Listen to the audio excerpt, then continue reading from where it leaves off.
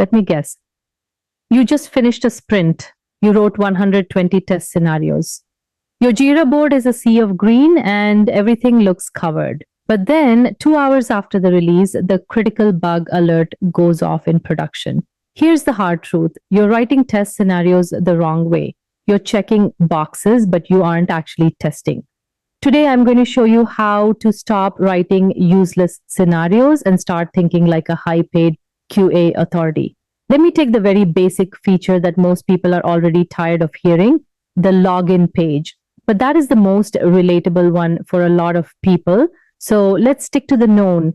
Most testers, and I'm talking about mid-level engineers who get stuck at that level for years, write scenarios based on screens. They look at a UI and think, okay, I need to verify the username field. I need to verify the password field. I need to verify the login button. This isn't testing. This is documentation. You are essentially just describing the UI in bullet points. If your automation suite is filled with verify button exists, you aren't protecting the business. You're just burning execution credits.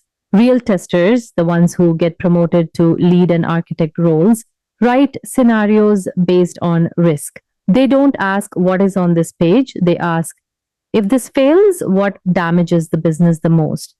Let's look at that login page again, but through the lens of a senior QA. Instead of checking if the button is blue, we ask about the impact. Account lockout. If a brute force attack happens, does the system protect the user? SQL injection. Can someone bypass the UI and dump the database? High traffic.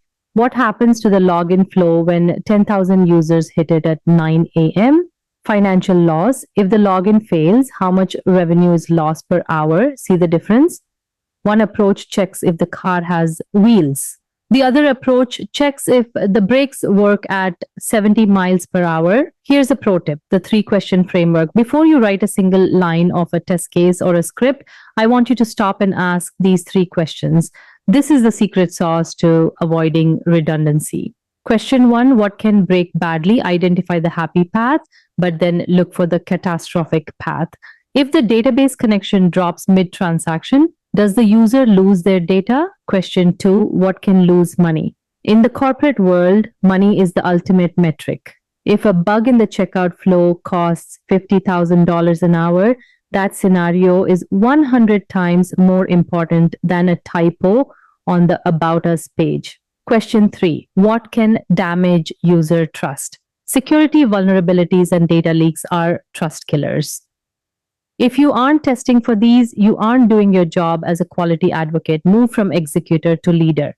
When you start bringing these risk-based scenarios to your sprint planning, your developers and product managers will start seeing you differently. You're no longer the person who finds bugs. You're the person who mitigates business risk. That is how you move from a mediocre tester to an authority level role. If you're finding that your current automation suite is bloated with useless checks, it's time to prune it.